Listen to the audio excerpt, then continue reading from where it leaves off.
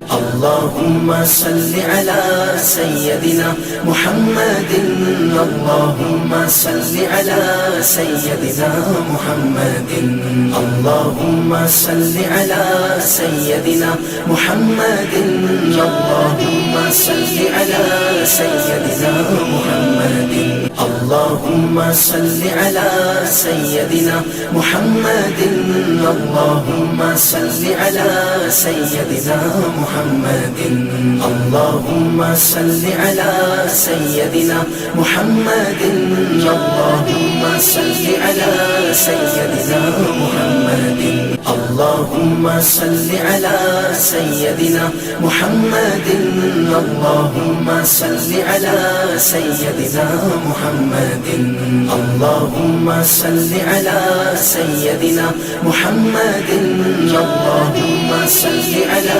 سيدنا محمد.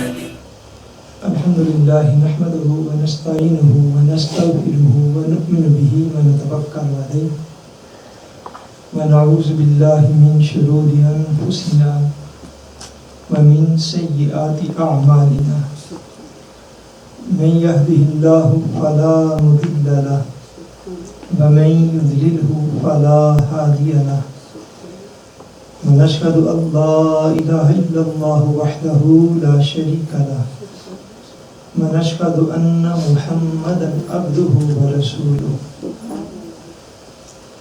أما بعد أعوذ بالله من الشيطان الرجيم بسم الله الرحمن الرحيم اهدنا الصراط المستقيم صراط الذين أنعمت عليهم غير المغضوب عليهم ولا الضالين آمين.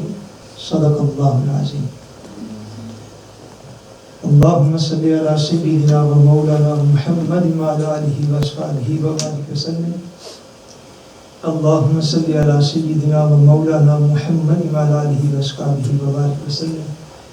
الصلاة والسلام عليك يا رسول الله وعلى آلك وأصحابك يا حبيب الله. آواز بیٹی تھوڑا زیادہ کریں. اللہ تبارک و تعالی وحدہ لا شریک کا بے پایہ فضل و کرم اور احسان و انعام ہے کہ جس نے باعث تخلیق کائنات رحمت للعالمین شافع روز جزا حضور سیدنا محمد مصطفیٰ صلی اللہ علیہ وآلہ وسلم کے مبارک وسیلہ سے ہم سب کو دولت ایمان عطا فرمائی. اللہ تبارک و تعالی کما حق ہو ہمیں اس دولت کی قدر کرنے کی توفیق عطا فرمائے. بحمد اللہ تعالی ہمارا سالانہ فیضان قرآن و حدیث کورس جو ہے اس میں آخری ویک کے آخری 2-3 دن جو ہیں وہ رہ گئے ہیں. الحمدللہ تعالی اس دفعہ ہم رمضان المبارک میں سورہ البقرہ کی آیت نمبر 73 تک تفسیر قرآن مجید جو ہے وہ بیان کر سکے ہیں. اللہ تبارک و تعالی اسے قبول فرمائے اور ہم سب کو اس پر عمل کی توفیق عطا فرمائے. ہمارے عقائد اور اعمال کی اصلاح فرمائے. اس دوران آپ کے جو سوالات موصول ہوتے رہے بقیہ جو ہمارے 2 دن رہ گئے ہیں ان میں انشاءاللہ تبارک و تعالی اس کے حوالے سے 1-2 چیزیں جو ہیں وہ آپ کی خدمت میں عرض کرنا مقصود ہیں. سوال کی نوعیت جو ہے وہ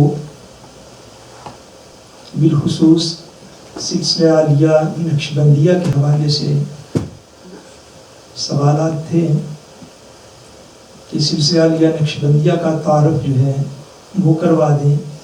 وہ سلسلہ عالیہ کیا ہے اور اس کی اہم شخصیات جو ہیں ان کا تعارف جو ہے وہ کروا دیں.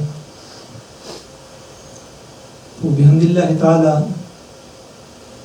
یہ جو ہے ایک بڑا تفصیل طلب چونکہ موضوع ہے اور اس میں سے چند خاص چیزیں آج اور کل کی نشست میں انشاءاللہ تبارک و تعالی عرض کی جائیں گی. جو کہ اس کے تعارف کے سلسلہ میں بنیادی حیثیت رکھتی ہیں۔ سب سے پہلے تو فکری طور پر اور نظریاتی طور پر اس بات کو سمجھنا چاہیے کہ اولیاء کرام کا ذکر جو ہے یہ کیوں ضروری ہے۔ اولیاء کرام کا ذکر جو ہے وہ کیوں ضروری ہے؟ وہ اس لیے ضروری ہے کہ ہم ہر نماز کی ہر رکعت میں رب کریم کی بارگاہ سے اولیاء کرام کا رستہ جو ہے اس کی ہم دعا کرتے ہیں،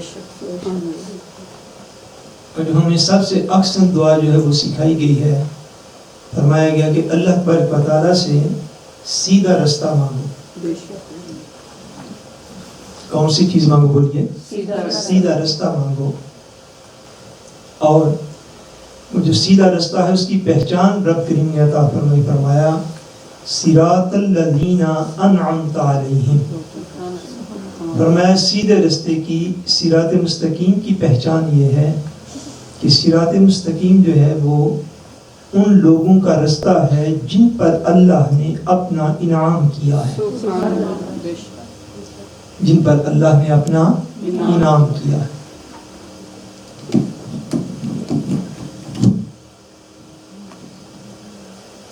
وہ لوگ جن پر اللہ تبارک و تعالیٰ نے اپنا انعام فرمایا ہے، ان لوگوں کا بھی قرآن مجید نے واضح طور پر ارشاد فرمایا گیا، فرمایا کہ وہ لوگ انعام یافتہ ہیں، انعم اللہ علیہم من النبیین والصدیقین والشہداء والصالحین۔ فرمایا ہر بندہ اٹھ کے یہ مت کہتا پھرے اور یہ مت سمجھتا پھرے کہ اس پر اللہ کا بڑا انعام ہے۔ فرمایا انعام یافتگان چار قسم کے لوگ ہیں، پہلے انبیاء ہیں، اس کے بعد صدیقین ہیں، اس کے بعد شہداء ہیں، اور اس کے بعد صالحین ہیں، یعنی نیک لوگ ہیں، اولیاء کرام ہیں۔ اور قرآن مجید میں اللہ تبارک و تعالیٰ نے پہلی امتوں کے اولیاء جو ہیں ان کے واقعات کا ہمارے لیے بیان فرمایا ہے۔ پہلی امتوں کے، بولیے نا، پہلی امتوں کے اولیاء، پہلی امتوں کے اولیاء اکرام کے واقعات قرآن مجید میں کئی جگہ پر جو ہے وہ بیان فرمائے گئے، بلکہ ان کو ریپیٹ کیا گیا، دہرایا گیا۔ بالخصوص حضرت سیدہ مریم سلام اللہ علیہا، وہ اپنے روحانی مقام و مرتبہ کے اعتبار سے اللہ تبارک و تعالیٰ کی ولی ہیں، اللہ تبارک و تعالیٰ کی ولی ہیں۔ اسی طرح قرآن مجید میں اللہ تبارک و تعالیٰ نے حضرت سیدنا سلیمان علیہ السلام، آپ کے امت کے ایک ولی کا واقعہ بیان فرمایا ہے۔ اور اسی طرح بہت مشہور و معروف قرآن مجید میں جو واقعات آئے ان میں حضرت سیدنا عیسیٰ علیہ السلام کی امت کے اولیاء یعنی اصحاب کہف کا واقعہ اللہ تبارک و تعالیٰ نے بیان فرمایا۔ سو اگر پہلی امتوں کے اولیاء کے واقعات قرآن مجید میں بیان فرمائے گئے تو ان کا ایک پہلو یہ بھی ہے تاکہ امت مصطفیٰ کے جو اولیاء کرام ہیں، امت جو ہے وہ قیامت تک ان کے واقعات بھی بیان کر کے اپنی اصلاح کا سامان وہاں سے لیتی رہے۔ سو بیسکلی طور پر اور نظریاتی طور پر اور دلائل کے اعتبار سے یہ ایک اصولی بات ہے کہ اگر پہلی امتوں کے اولیاء جو ہیں ان کے واقعات کو پڑھ کر انسان کا دل مضبوط ہوتا ہے اور وہ ایمان پہ جم جاتا ہے اور قائم ہو جاتا ہے، سو اسی طرح حضور علیہ السلام کی امت کے اولیاء کے واقعات پڑھ کر بھی ایمان جو ہے وہ پہلے سے زیادہ مضبوط ہو جاتا ہے۔ اس لیے اولیاء کرام کا ذکر کرنا جو ہے یہ ضروری ہے اور بہت اعلیٰ ہے۔ اتنی بات آپ لوگ سمجھ گئے؟ یعنی آپ اختصار کے ساتھ اور بیلڈی کھٹ اور بہت مختصر یہ سمجھ لیجئے کہ اولیاء کرام کا ذکر کرنا یہ سنت الہی ہے۔ یہ کیا ہے؟ سنت الہی ہے، اللہ تبارک و تعالیٰ کا قرآن مجید میں دیا ہوا ایک طریقہ ہے کہ اس کے نیک بندوں کا، صالحین کا، اولیاء کا ذکر کیا جائے۔ اگلی بات یہ ہے کہ سلسلہ کسے کہتے ہیں؟ کیا چیز بولیے؟ سلسلہ کسے کہتے ہیں؟ 4 معروف سلسلے ہیں اسلام کی تاریخ میں۔ ایک سلسلہ عالیہ نقشبندیہ، بولیے سلسلہ عالیہ نقشبندیہ، سلسلہ عالیہ قادریہ، سلسلہ عالیہ چشتیہ اور سلسلہ عالیہ سہروردیہ۔ یہ 4 جو ہیں یہ مین جو ہیں اہم سلاسل ہیں، بقیہ جتنے بھی ہیں وہ انہی کی شاخیں اور انہی کے آگے برانچز ہیں جو کہ تاریخ اسلام میں مختلف عنوانات کے ساتھ آتی ہیں۔ یہ جو 4 سلاسل ہیں، اب سلاسل میں سلسلہ کو پہلے سمجھنا چاہیے کہ سلسلہ کسے کہتے ہیں، پھر آگے بات ہوگی نا کہ سلسلہ نقشبندیہ کیا ہے، یعنی یہ اصولی اور بنیادی بات ہے، اس کو سمجھنا چاہیے۔ سلسلہ اسے کہتے ہیں کہ جس طرح ہم نے اپنے مرشد گرامی کے ہاتھ میں ہاتھ دیا، انہوں نے اپنے مرشد گرامی کے ہاتھ میں ہاتھ دیا، انہوں نے آگے اپنے مرشد کامل کے ہاتھ میں ہاتھ دیا، اور پھر وہ چلتے چلتا سلسلہ عالیہ نقشبندیہ کے اعتبار سے میں عرض کر دوں، بلکہ پہلے سلسلہ کو سمجھنے، اس کو سلسلہ کہتے ہیں جو ایک سے ایک آگے جو ہے وہ ملا ہوا ہوتا ہے، کڑی سے کڑی ملی ہوتی ہے، یعنی جس بندے کے ہاتھ میں آپ نے ہاتھ دیا اس نے اپنے شیخ طریقت کے ہاتھ میں ہاتھ دیا، انہوں نے آگے بیعت کی، انہوں نے آگے بیعت کی، انہوں نے آگے بیعت کی، اور صدیوں تک یہ سلسلہ چلتا چلتا چلتا چلتا آقا دو عالم نبی کریم صلی اللہ علیہ وآلہ وسلم کے قدموں تک جا پہنچا، یعنی اس کو سلسلہ کہتے ہیں۔ اس کو کیا کہتے ہیں؟ سلسلہ کہتے ہیں۔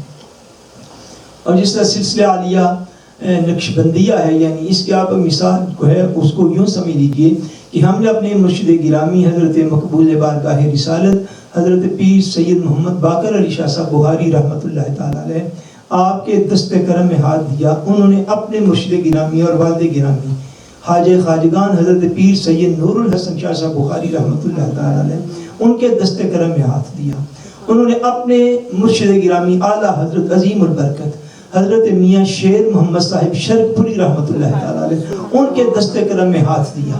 پھر یہ سلسلہ اسی طرح آگے چلتا رہا حتیٰ کہ ہمارے سلسلہ عالیہ کی آگے مین اور اہم شخصیت حضرت امام ربانی قندیل نورانی حضرت مجدد الفسانی رحمۃ اللہ تعالی علیہ، وہاں سے ہوتا ہوا انہوں نے اپنے مرشد کریم حضرت خواجہ باقی باللہ رحمۃ اللہ تعالی علیہ ان کے ہاتھ میں اپنا ہاتھ دیا۔ اس طرح یہ اوپر چلتا سلسلہ پہنچتا ہے خواجہ خواجگان قطب عالم حضرت خواجہ بایزید بستامی رحمۃ اللہ تعالی علیہ، اور انہوں نے اپنا خصوصی فیض جو ہے امام الاولیاء امام الصلحاء حضرت امام جعفر صادق رحمۃ اللہ تعالی علیہ ورضی اللہ تعالی عنہ، آپ سے انہوں نے اپنا خصوصی فیض پایا۔ حضرت امام جعفر صادق رضی اللہ تعالیٰ عنہ نے اپنا خصوصی فیض حضرت قاسم بن محمد بن ابو بکر صدیق رضی اللہ تعالیٰ عنہ ان سے پایا، انہوں نے اپنا خصوصی فیض حضرت سیدنا سلمان فارسی رضی اللہ تعالیٰ عنہ سے پایا، انہوں نے اپنا خصوصی فیض حضرت سیدنا امیر المومنین سیدنا ابو بکر صدیق رضی اللہ تعالیٰ عنہ سے پایا، اور سیدنا ابو بکر صدیق کا دست کرم آقا دو جہاں کے دست مبارک میں ہوا، یعنی اس کو سلسلہ کہتے ہیں کہ جہاں پر آپ کسی ایسے، آپ دیکھیے نا جس دور میں بھی مسلمان ہوں گے، ہر دور کے مسلمانوں کے لیے یہ لازم ہے کہ وہ اپنی اپنی استطاعت کے مطابق دین کی خدمت کرتے رہیں۔ اب آپ کو سمجھ رہے ہیں جس طرح ہر دور میں جو ہے وہ دین کے نام پہ تنظیمات بنتی ہیں، آج بھی بنتی ہیں، مختلف جگہ پہ ٹریننگ ہوتی ہیں اسلام کے نام پر، دین کے نام پر، چونکہ مسلمانوں کے لیے لازمی ہے کہ وہ جس دور میں بھی ہوں دین کی خدمت کے لیے اپنے آپ کو جو ہے ان میں سے کچھ لوگ وقف کر دیں اور دین کے پیغام کو اچھے سے اچھے طریقے کے ساتھ آگے پہنچاتے رہیں۔ اب دیکھ لیجیے اتنے 1400 سال کا عرصہ گزر گیا، 1450 سال کا عرصہ، اب وہ لوگ کتنے خوش قسمت ہیں کہ جو اس دور میں بھی دین کی خدمت کسی ایسی جگہ پہ جا کے کر رہے ہیں جہاں پہ کوئی نہ کوئی صاحب سلسلہ جو ہے وہ موجود ہے۔ یعنی پھر آپ کو بہت زیادہ وہ اربائد اور سٹرگل نہیں کرنی پڑتی، لو جی 4 بندے مل کے بیٹھ گئے ہیں، اب نے جی ہم نے یہ نظام کیسے چلانا ہے۔ وہ جو صاحب سلسلہ ہے، سلسلہ اٹ سیلف ایک نظام اور سسٹم ہے، اب آسان لفظوں میں آپ لوگ سمجھ گئے نا، یعنی سلسلہ جو ہے وہ ایسے ہے کہ اسلام کی تاریخ میں بہت سارے لوگوں نے دین کی خدمت کی، اور ہر مسلمان نے کی اپنے اپنے دور میں، اپنے اپنے تقاضوں کے مطابق اور اپنی اپنی اہلیت، صلاحیت اور اپنی اپنی ذمہ داری کے مطابق. مگر ان میں تاجر بھی تھے، ان میں کیا تھے؟ تاجر بھی تھے، بزنس مین لوگ بھی تھے. ان میں جو تھے وہ وزٹر یعنی سیاحت کرنے والے لوگ بھی تھے، ان میں طلباء بھی تھے، ان میں علماء بھی تھے، ان میں آگے چل کے آپ دیکھ لیجئے یعنی مجاہدین بھی تھے، جہاد کرنے والے بھی تھے، علماء بھی تھے. مگر سلاسل جو ہیں یہ وہ لوگ ہیں جنہوں نے حضور علیہ السلام کی امت کا روحانی فیض جو ہے حضور کا روحانی طریقے پر، اور جو ہے وہ حضور علیہ السلام کے روحانی فیض کو امت تک پہنچایا. یعنی سلاسل وہ ہیں کہ جنہوں نے اولیاء کرام کے طریق پر کام کر کے تو دین کو آگے حضور کی امت تک پہنچایا. یہ سلسلہ ہوتا ہے. اتنا ہم لوگ فرسٹ ہو گئے. اس کو کیا کہتے ہیں؟ سلسلہ. تو ہمارا سلسلہ عالیہ جو ہے وہ سلسلہ عالیہ نقشبندیہ ہے. سلسلہ عالیہ نقشبندیہ جو ہے اس کے تاریخ میں مختلف نام رہے ہیں. تاریخ میں اس کے مختلف نام رہے ہیں. امیر المومنین، امام المتقین، خلیفہ راشد حضرت سیدنا ابو بکر صدیق بولیے رضی اللہ تعالی عنہ. حضرت سیدنا ابو بکر صدیق رضی اللہ تعالی عنہ سے لے کر حضرت خواجہ خواجگان حضرت خواجہ بایزید بسطامی رحمت اللہ تعالی علیہ تک اس سلسلے کا نام جو ہے وہ سلسلہ صدیقیہ تھا. کیا نام تھا؟ سلسلہ صدیقیہ. یعنی حضرت سیدنا ابو بکر صدیق رضی اللہ تعالیٰ عنہ کی نسبت سے اس سلسلہ کو سلسلہ صدیقیہ کہا جاتا تھا. پھر حضرت خواجہ خواجگان حضرت بایزید بسطامی رحمت اللہ تعالی علیہ، ان سے لے کر تو آگے سلسلہ نقشبندیہ میں آگے ایک شخصیت آتے ہیں خواجہ خواجگان حضرت خواجہ محمد عبد الخالق غجدوانی رحمت اللہ تعالی علیہ. ان تک اس سلسلے کا نام سلسلہ تیفوریہ تھا. کیا نام تھا؟ سلسلہ تیفوریہ اس کا نام تھا. کیوں کہ خواجہ بایزید بسطامی رحمت اللہ تعالی علیہ جو تھے ان کا اصل اسم گرامی تیفور تھا. اصل اسم گرامی کیا تھا آپ کا؟ تیفور تھا. تیفور بن عیسیٰ آپ کا نام تھا.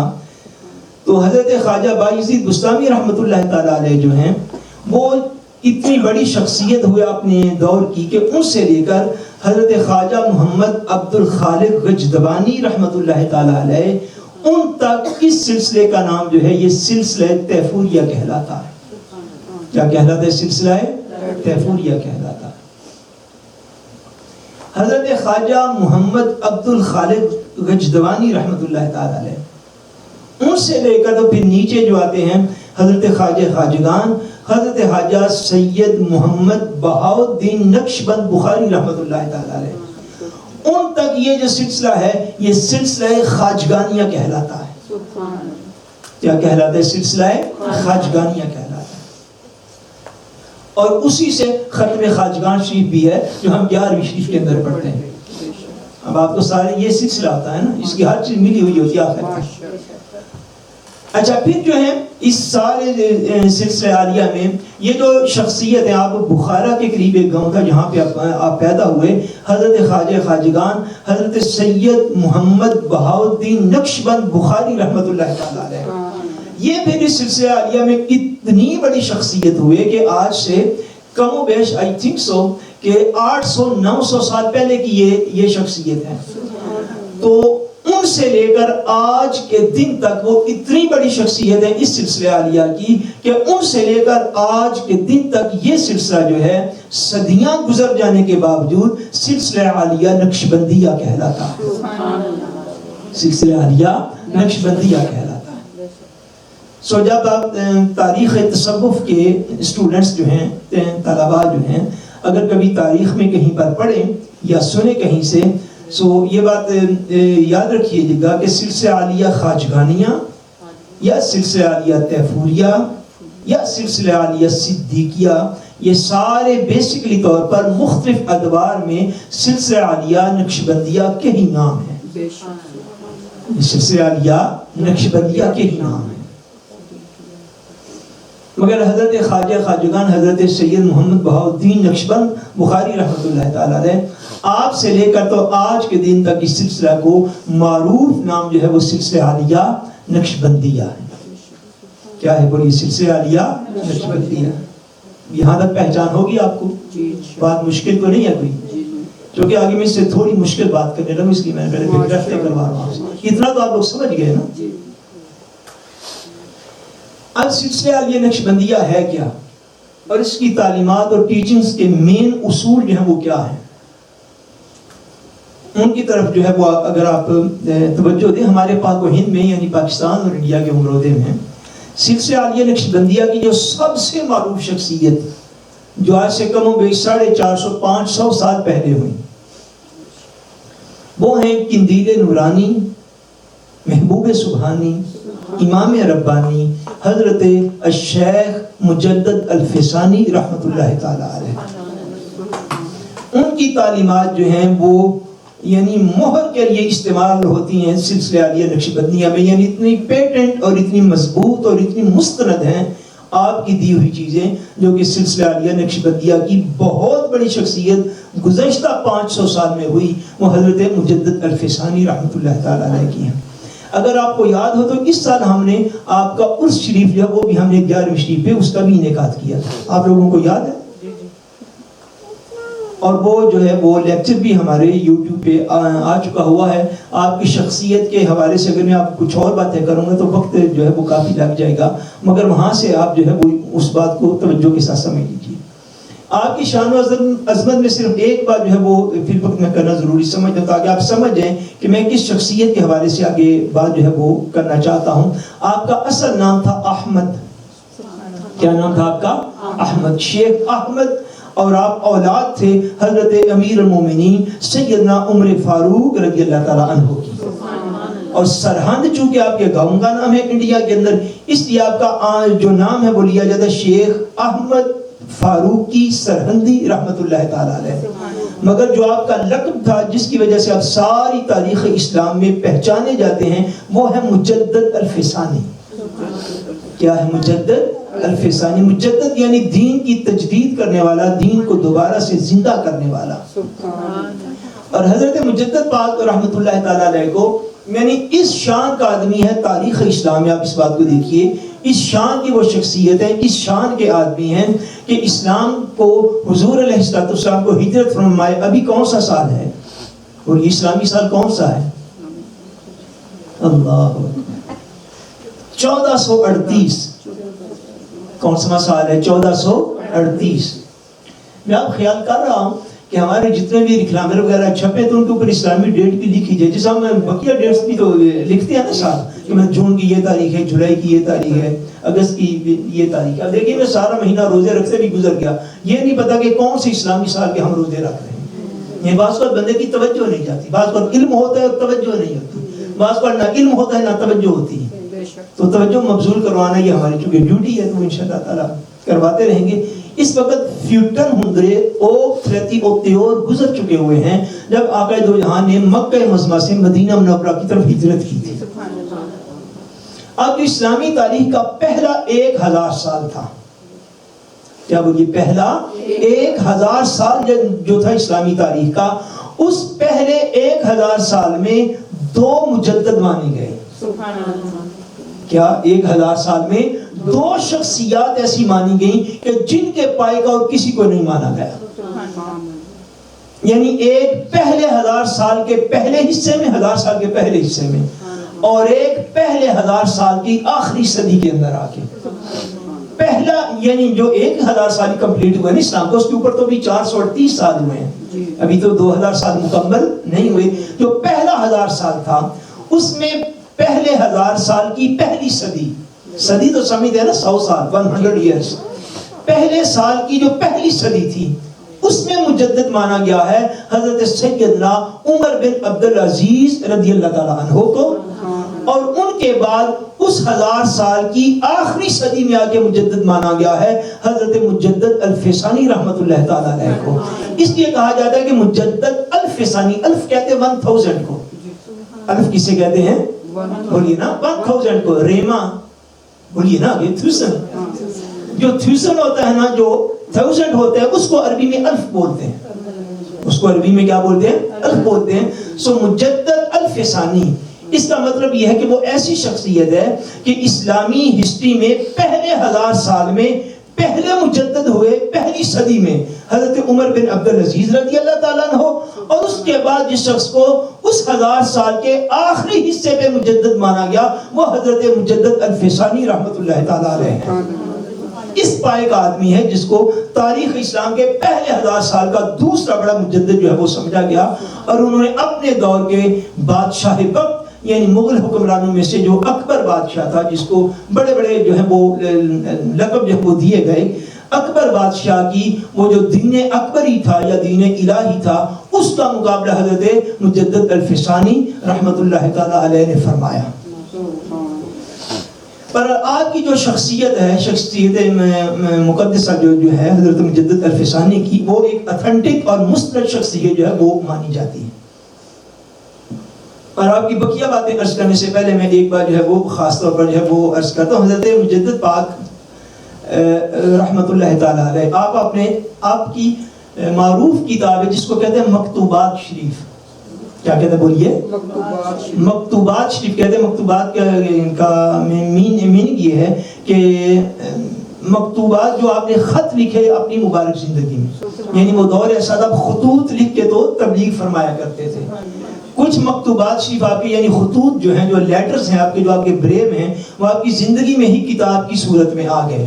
کچھ آپ کی حیات مبارکہ کے بعد جو ہے وہ ایک بکس کی شکل میں جو ہے وہ آئے. مکتوبات شریف جو ہے یہ سلسلہ عالیہ نقشبندیہ کی اہم ترین کتب میں سے ہے.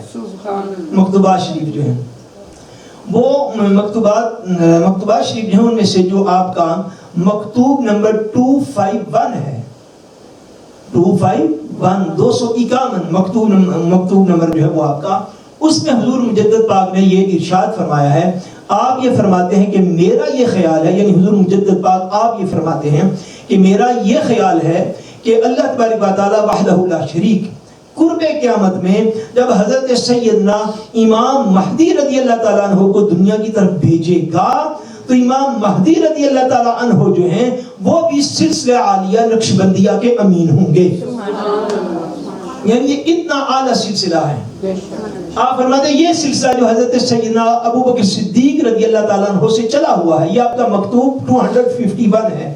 آپ نے فرمایا کہ میرا یہ خیال ہے، میرا وجدان یہ کہتا ہے، میری روحانیت یہ کہتی ہے کہ جب قرب قیامت میں سیدنا امام مہدی علیہ السلام آئیں گے تو آپ بھی جو ہے وہ سلسلہ عالیہ نقشبندیہ کو مکمل کرنے والی شخصیت اس روئے زمین پر جو ہوگی وہ سیدنا امام مہدی رضی اللہ تعالیٰ عنہ علیہ السلام، آپ کی شخصیت جو ہے وہ سلسلہ عالیہ نقشبندیہ کو مکمل فرما دے گی. اس عظمت والا یہ سلسلہ ہے، سلسلہ عالیہ نقشبندیہ. اب آپ فرماتے ہیں حضرت مجدد پاک رحمت اللہ تعالیٰ علیہ، یہ آپ کا مکتوب نمبر جو آپ کی کتابوں میں ہے 265 ہے، اور اس کا باب اول اس مکتوب کا اور اس کا پارٹ 4 جو ہے اس کے اندر حضور مجدد پاک یہ ارشاد فرماتے ہیں، اور یہ خاص باتیں ہیں جو میں عرض کرنے لگا ہوں کہ اب سلسلہ عالیہ نقشبندیہ ہے کیا. آپ فرماتے ہیں کہ حضرت خواجہ بہاؤالدین نقشبند، یعنی جن کی وجہ سے یہ سلسلہ عالیہ نقشبندیہ کہلاتا ہے، آپ نے یہ فرمایا ہے کہ ہمارا طریقہ نقشبندیہ جو ہے یہ صحبت ہے. یہ کیا ہے؟ صحبت ہے. کیونکہ خلوت میں شہرت ہے. میں ان کی جو ہے وہ فورکلارنگ بھی تھوڑی تھوڑی عرض کرتا ہوں. اور شہرت میں آفت اور بیماری ہے. فرماتے یہ ہیں کہ ہمارا سلسلہ عالیہ نقشبندیہ جو ہے یہ الگ جا کے بیٹھ جانا یا خلوت میں بیٹھ جانا یا تنہائی میں بیٹھ جانا یا چلا کش میں اتنی دیر تک بیٹھے رہنا کہ اس وجہ سے بندہ اپنے معاشرے میں پاپولر اور مشہور ہو جائے. آپ اس کی وضاحت آپ کو سمجھ میں آ رہی ہے؟ فرمایا کہ طریقہ نقشبندیہ صحبت ہے، اس کی آگے میں وضاحت کرتا ہوں، مگر یہ جو فرمایا کیونکہ خلوت میں شہرت ہے، کیونکہ خلوت میں شہرت یعنی اکیلے بیٹھ جانا، چلا کشی کے لیے الگ بیٹھے رہنا، معاشرے سے، کمیونٹی سے، لوگوں سے الگ تھلگ ہو کے بیٹھ جانا. جب آپ کئی ماہ یا کئی سال جو ہے وہ مسلسل چلا کشی میں رہیں گے تو صاف ظاہر ہے لوگوں میں شہرت پھیل جائے گی، فلاں شخص بڑا نیک آدمی. یہ روحانیت کی بڑی خاص بات ہے اگر آپ خدا را اس کو سمجھے ذرا. یعنی شہرت یہ پھیلے گی، یار فلاں شخص بڑا نیک آدمی ہے. اور یہ کرام نے ایک بات ارشاد فرمائی ہے، اور یہ صلی اللہ علیہ وسلم میں یہ بڑی خاص بات ہے. ارشاد یوں فرمایا گیا ہے کہ اگر تم نیک ہو اور لوگ تمہیں برا سمجھتے ہو، فی نفس ہی تم نیک ہو مگر لوگ تمہیں برا سمجھتے ہوں، یہ اتنا برا نہیں ہے اس بات سے کہ جب تم اصلاً برے ہو تو لوگ تمہیں نیک سمجھتے ہو. فرمایا یہ زیادہ ویرے ہے، یہ زیادہ بیسٹ ہے، یہ زیادہ برا ہے کہ اصلاً تو تم گناہگار خطا کار ہو مگر لوگ تمہیں نیک سمجھے. اس سے یہ بات کم جو ہے وہ بہرے ہے، کم بری ہے کہ اصلاً تو تم نیک ہو مگر لوگ تمہیں گناہگار سمجھتے ہو. فرمایا کہ خلوت جو ہے، خلوت میں آفت ہے، خلوت میں شہرت ہے اور شہرت میں آفت ہے. سلسلہ علیہ نقشبندیہ کی جو بیسکلی بنیادی تعلیمات ہیں ان میں سے ایک یہ ہے کہ جو اس سلسلے کے اندر داخل لوگ ہیں، وہ مشائخ ہیں یا ان کے مریدین ہیں، وہ ممکن حد تک اپنے آپ کو ان لوگوں کے ساتھ جس معاشرے کے اندر وہ رہتے ہیں اپنے آپ کو ان لوگوں کے ساتھ مکس رکھیں، اپنے آپ ان لوگوں کے ساتھ مکس رکھیں. نہ کوئی خصوصی ایسے یہ ہا ہو رقص و سرود، یہ سلسلہ علیہ نقشبندیہ میں نہیں ہے. اب تو کچھ لوگوں نے داخل کر دیا ہے. اللہ تبارک و تعالیٰ کیا کہنا چاہیے کہ ان کو بھی اصلاً سلسلہ علیہ نقشبندیہ جو ہے اس کی تعلیمات پہ عمل کی توفیق عطا فرمائے. یہ ہا ہو اور رقص و سرود اور یہ نا یہ روحانی طور پر اس طرح کے مظاہرے کرنا، یہ وجد کی مصنوعی کیفیات یوں کہہ لیجئے، یعنی وجد نہ ہونا بیسیکلی طور پہ مگر اس کی مصنوعی کیفیات کو اپنے اوپر طاری کر لینا، اس طرح کی باتیں سلسلہ علیہ نقشبندیہ میں نہیں ہیں. یہ اصل تعلیمات جو ہے جو میں آپ کی خدمت میں عرض کر رہا ہوں. ہمیں شہرت میں آفت ہے، شہرت میں کیا ہے؟ آفت ہے، یعنی آزمائش. اور صحبت سے مراد کی صحبت سے کیا مراد ہے؟ صحبت سے مراد موافقان طریقت کی صحبت ہے، نہ کہ مخالفان طریقت کی. فرماتے ہیں صحبت سے مراد یہ ہے کہ سلسلہ علیہ نقشبندیہ کے جو لوگ ہیں جو اس سلسلہ کے اندر داخل ہوں، وہ جو آپس میں وہ جس طرح پیر بھائی ہوتے ہیں یا پیر بہنیں ہوتی ہیں، وہ طریقت کے جو مخالفین ہیں ان کے پاس زیادہ نہ بیٹھیں، بلکہ جو طریقت کے موافقین ہیں یا ان سلسلہ میں داخل ہیں وہ اپنا زیادہ وقت ان لوگوں کے ساتھ گزارنے کی کوشش کریں.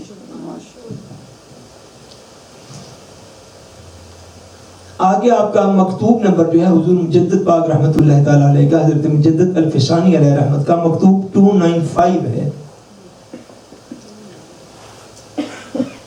اس میں آپ نے ارشاد فرمایا کہ سلسلہ علیہ نقشبندیہ کے طریقہ کا حاصل اور خلاصہ کیا ہے. فرماتے ہیں طریقہ عالیہ نقشبندیہ جو ہے سلسلہ عالیہ، اس کے طریقے کا حاصل اور خلاصہ اہل سنت والجماعت کا عقیدہ ہے. سبحان اللہ. اہل سنت والجماعت کا عقیدہ ہے. اگر عقائد میں یاد رکھے کوئی تھوڑی سی بھی گڑبڑ موجود ہو تو روحانیت میں بندہ ایک قدم بھی ترقی نہیں کر سکتا. یہ پکی بات ہے. عقیدہ بندے کا مضبوط ہونا چاہیے، جس کو ہم پنجابی میں کہتے ہیں نا لوہے تروڑ. عقیدہ واضح ہونا چاہیے. عقیدے میں یہ کوئی آئیں بائیں شائیں نہیں کہ ہم یہ نہیں تو ہم وہ نہیں. عقیدے میں ڈٹ کے سمجھنا چاہیے اور کہنا چاہیے کہ ہم کیا ہیں؟ اہل سنت والجماعت. یہ ہمارا عقیدہ ہے. اس کی آگے تفسیر کا چونکہ وقت نہیں ہے بیان سلسلہ علیہ نقشبندیہ کا کرنا. فرماتے ہیں حضور مجدد پاک رحمت اللہ تعالی علیہ کہ خلاصہ اہل سنت و جماعت کا اعتقاد یعنی عقیدہ روشن سنت مصطفی علیہ السلام کی اتباع یعنی عقیدہ اہل سنت کا رکھنا ہے اور اتباع حضور کی سنت کی کرنی ہے. اتباع حضور کی سنت کی کرنی ہے. اور بدعت اور نفسانی خواہشات سے پرہیز. بدعت اور نفسانی خواہشات سے پرہیز یہ سلسلہ عالیہ نقشبندیہ ہے. ہمارے عام جو تھوڑا بہت پڑھا لکھا طبقہ ہے نا, جس کو ہم عام تھوڑا پڑھا لکھا طبقہ کہتے سمجھتے ہیں, ان میں سے ہمارے بہت سے بھائی اور بہنیں جو ہیں وہ ان چیزوں کو اس روشنی میں سمجھتے ہیں جو کہ کچھ جاہل لوگ مزارات پہ کرتے ہیں. بے شک یاد رکھیے, ان جو حالات کا حضرت مجدد پاک کی تعلیمات سے کوئی تعلق نہیں ہے. ان جاہل لوگوں کا کسی بھی سلسلے کی تعلیمات کے ساتھ کوئی تعلق نہیں ہے. اگر آپ ایکچولی اولیاء کی تعلیمات کو یا ان سلاسل کو سمجھنا چاہتے ہیں تو انہی کے بیان کیے ہوئے طریقہ کار میں سمجھیے. یا جو ان کے اصل وارثین ہیں ان کے جو طریقہ کار ہیں ان کے اندر اس کو تلاش کیجیے. فرمایا کہ طریقہ عالیہ نقشبندیہ جو ہے خلاصہ اہل سنت والجماعت کے عقائد اور سنت مصطفی صلی اللہ علیہ وسلم کی اتباع اور بدعت اور نفسانی خواہشات سے پرہیز. بدعت اور نفسانی خواہشات سے پرہیز. حتی الامکان احکام شریعہ میں عزیمت پر عمل اور رخصت پر عمل کرنے سے پرہیز ہے. جتنا پاسبل ہو سکے, جتنا ممکن ہو سکے, آپ نے سلسلہ عالیہ نقشبندیہ کے اندر آپ نے عزیمت پر عمل کرنا ہے اور رخصت سے پرہیز کرنا ہے. کس چیز پہ عمل کرنا ہے؟ عزیمت. بولیے لفظ عزیمت. کس چیز پہ عمل کرنا ہے؟ عزیمت.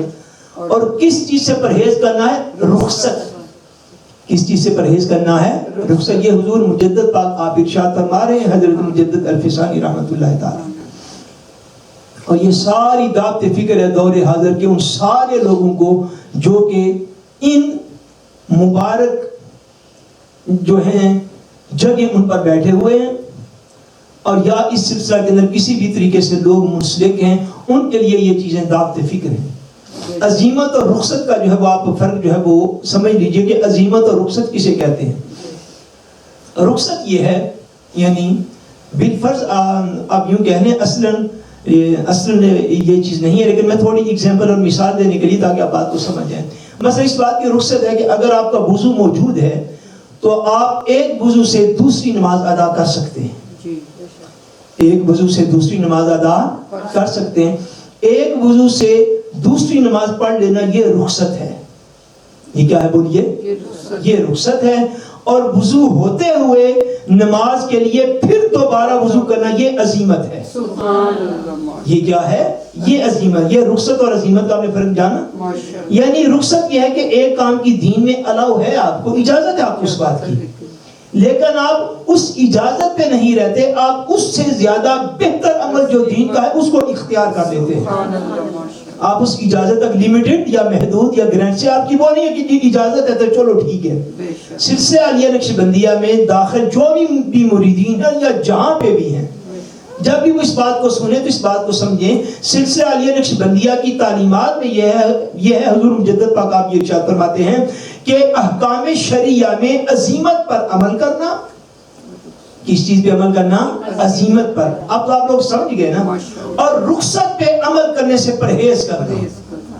رخصت پہ عمل کرنے سے پرہیز کرنا یعنی جیسا میں نے ایگزامپل دیا آپ کو کہ اگر وضو موجود ہو تو دوسری نماز اس سے پڑھ لینا جائز ہے. اس کو کہتے ہیں رخصت. اس کو کیا کہتے ہیں؟ رخصت.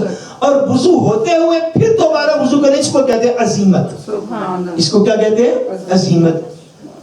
اسی طرح نماز کی جتنی بھی نماز کی رکعتیں ہیں, نماز کی رکعتوں میں جو غیر موقدہ سنتیں ہیں اور نوافل جو ہیں ان کو چھوڑنے کی رخصت موجود ہے. اگر بندہ عصر کی نماز پڑھتا ہے تو اس میں پہلے غیر موقدہ سنتیں ہیں, 4 وہ نہیں پڑھتا, تو اس کو کہتے ہیں رخصت. اس کو کیا کہتے ہیں کہ اس کو رخصت موجود ہے, وہ پڑھ لے تو ثواب ہے, نہ پڑھے تو اس کو کوئی گناہ نہیں ہے. اس طرح ہر نماز کی ہر رکعت میں کچھ رکعتیں جو ہے وہ نفل ہوتی ہیں, کچھ رکعتیں غیر موقدہ سنتیں ہوتی ہیں. غیر موقدہ سنتیں اور نوافل جو ہیں ان کو پڑھنا جو ہے وہ عزیمت ہے اور ان کو چھوڑ دینا رخصت ہے. ان کو پڑھنا عزیمت ہے اور ان کو چھوڑ دینا رخصت ہے. آپ نے بات کو سمجھ لیا، یعنی رخصت کیا ہے اور عزیمت کیا ہے. اب یہ چھوٹی ایگزامپل ہے، اب آپ اس سے آگے چلیے. اصلا رخصت اور عزیمت اس سے آگے ہے. یہ تو تھوڑی مثال ہے تاکہ ہم بات کو سمجھ جائیں. اصلا رخصت اور عزیمت اس سے آگے ہے. اصلا عزیمت یہ ہے کہ جب دین پر، اب دیکھیے نا، آپ کا وضو تھا، آپ نے دوبارہ وضو کر لیا، تو اس میں آپ کو کوئی ٹربل یا پریشانی تو نہیں، کوئی پریشانی تو نہیں، کوئی حکومت کی طرف سے کوئی پابندی، بولیے، کوئی حکومت کی طرف سے کوئی مسئلہ، کوئی سکت زیادہ کرتا ہو وضو دوبارہ کرنے سے، یا کوئی ایک فقطورہ زیادہ آتا ہو. میں اصلا آپ کو بات جو ہے وہ سمجھا رہا ہوں. یا آپ کا ویزا کینسل ہو جاتا ہو وضو دوبارہ کرنے سے، یا آپ کی نیشنلٹی چھین لی جائے وضو دوبارہ کرنے سے. کوئی اس طرح کا کوئی مسئلہ جو ہے وہ جان مال عزت آبرو کا کوئی خوف تو اس کے اندر نہیں ہے. اصلاً عزیمت اس بات کا نام نہیں، یہ یعنی چھوٹی بس مثال ہے سمجھنے کے لیے. اصلاً عزیمت اس بات کا نام ہے کہ دین کو تھامنے میں، دین کو عمل کرنے میں جان مال عزت آبرو کا خطرہ موجود ہو، تو اس وقت رخصت کو چھوڑ دینا اور عزیمت پر عمل کرنا.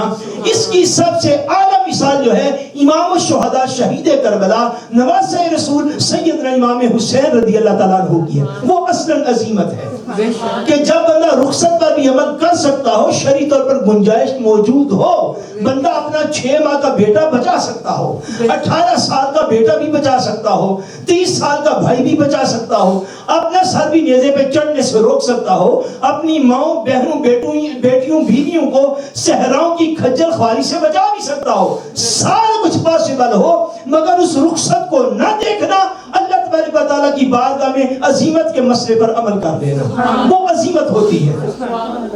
سلسلہ عالیہ نقشبندیہ کے جتنے بھی لوگ فالوور ہیں وہ بے شک بیعت لیتے ہیں یا بیعت کرتے ہیں.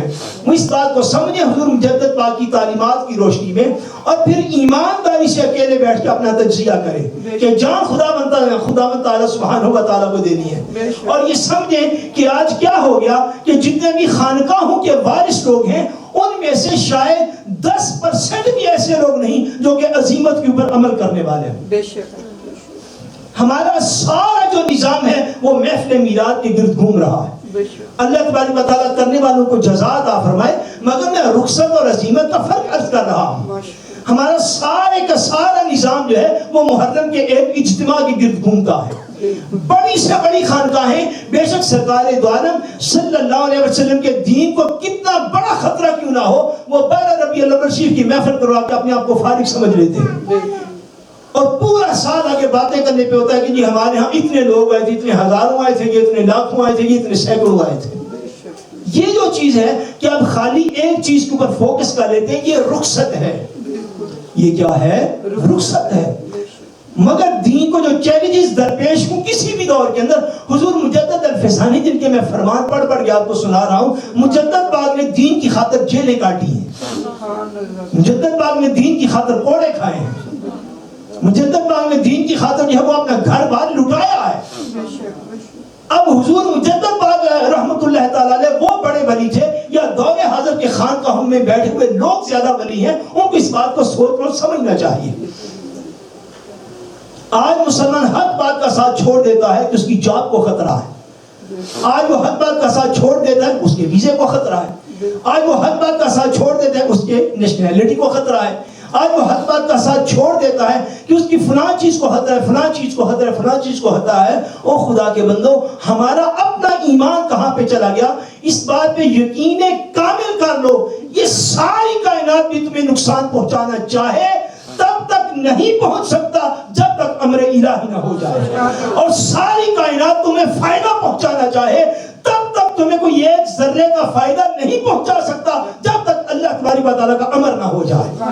ہم نے نافع و دار اپنے مالک کو ماننا ہے کہ نفع دینے والا ہمارا رب ہے. نقصان بھی تب تک کسی کا ساری کائنات مل کے نہیں کر سکتی جب تک اللہ وحدہ لا شریک کا امر اس کے اندر موجود نہ ہو.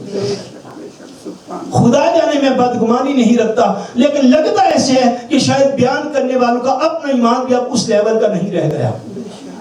جب دین حتیٰ کہ دیکھ لیجئے نا، اب حضور علیہ السلام کی توہین کا مسئلہ ہو، آقا دو عالم صلی اللہ علیہ وسلم کی ناموس پہ لوگ ہاتھ ڈال لیں، اس وقت بھی مشائخ نہ بولے، علماء نہ بولے، مسجد و محراب کے وارث نہ بولیں، اور حضور علیہ السلام کی عزت کا دفاع نہ کریں، تو لگتا یوں ہے کہ شاید ٹھیک ہے بندے کو عالمی اسباب کو دیکھنا چاہیے، عالمی اسباب کو دیکھنا چاہیے، یہ دنیا عالمی اسباب ہے، سبب کی طرف بھی توجہ ہونی چاہیے، مگر اتنی توجہ کر لینا کہ مسبب الاسباب کو بندہ بھول جائے، یہ تو کوئی بات نہ ہوئی۔ یعنی اب ساری چیزیں ایک طرف رکھ لیجئے، مگر اس بات کو تو سمجھیے کہ نفع اور نقصان کا مالک خالق کائنات ہے، نفع اور نقصان کا مالک خالق کائنات ہے۔ یہ فرمایا حضور مجدد پاک رحمت اللہ تعالی علیہ نے، فرمایا کہ جو سلسلہ عالیہ نقشبندیہ کی پہچان ہے وہ یہ ہے کہ احکام شریعہ میں جو دین کے احکام ہیں ان میں عزیمت پر عمل کیا جائے اور رخصت پر عمل کرنے سے پرہیز کیا جائے، رخصت پر عمل کرنے سے پرہیز کیا جائے۔ آج اتنے بیان ہے، میں تو اصلا اس کے بعد جو ہے وہ مزید عرض کرنا چاہتا تھا مگر وقت ہو گیا۔ اللہ تبارک و تعالی ہم سب کا خاتمہ بالایمان فرمائے۔ وما علینا الا البلاغ المبین۔